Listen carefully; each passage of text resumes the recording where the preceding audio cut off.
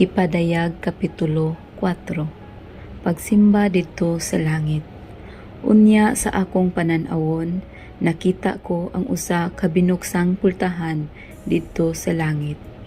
Ug ang tingog nga nadungog ko na, nga milanog sama sa usa ka trumpeta, miingon kanako, "Saka ngari ug ipakita ko kanimo unsay mahitabo human niini." Diha-diha gigamhan ako sa espiritu ug nakita ko didto sa langit ang usa ka trono ug may naglingkod niini. Midan-ag ang iyang nawong ingon sa mga mahalong bato sama sa haspe ug kornalina. Sa palibot sa trono may bangaw nga ang kolor daw esmeralda.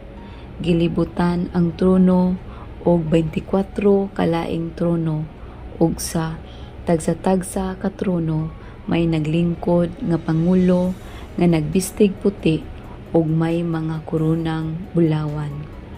Gikan sa trono nanggula ang mga kilat ug may mga dahunog ug lanog sa dalugdog.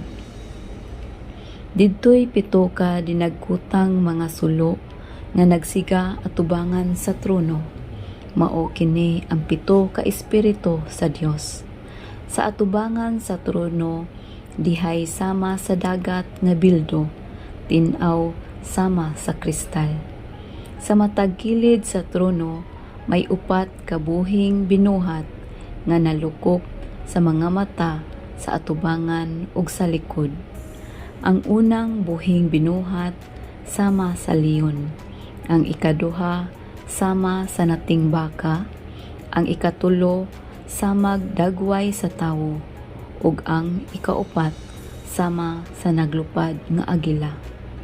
Ang tagsa-tagsa may 6 ka pako ug nalukop sila sa mga mata, sa sulod ug sa gawas. Wala sila'y hunong sa ilang pag-awit, adlaw ug gabii. Balaan, balaan, balaan ang Ginoong Dios nga labing gamhanan, ang kaniadto, ang karon ug ang muanhi.